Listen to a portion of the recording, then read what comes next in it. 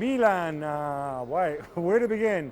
So Li Yonghong, of course, the Milan owner, he has to make these capital injections into the club. The latest one that he made was about 32 million euros, around about $35 million. So he didn't have the money at the time. He said he borrowed the money from Elliott, who of course are the fund who he borrowed the money to buy the club in the first place. He had a deadline, he had to return it by Friday, the 6th of July. He did not meet that deadline. So technically, Elliott can now start the procedure to take control of the club. Remember, Li Yonghong also will owe Elliott around $350 million that he originally borrowed to purchase the club.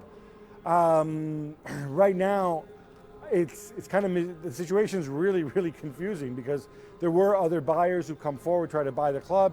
Rocco Commisso, owner of the New York Cosmos, has been quite vocal, and he's not the only one.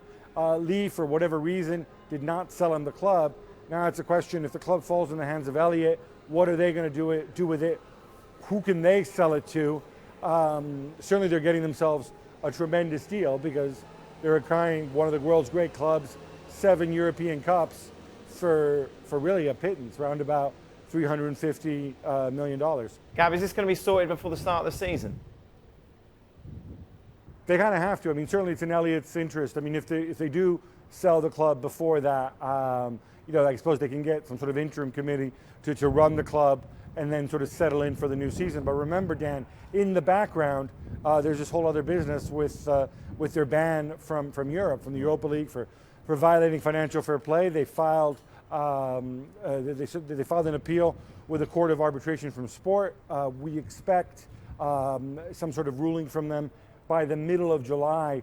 I would imagine if I'm a prospective buyer, I'm not going to make a formal offer until after that date, because after that date is when I know exactly where I stand and it's going to be easier to value the club. So, man, it's going to be really, really touch and go when it comes to Milan. But I don't expect a new owner in until the end of July, early August at the earliest. And of course, that leaves very few days in terms of transfer window.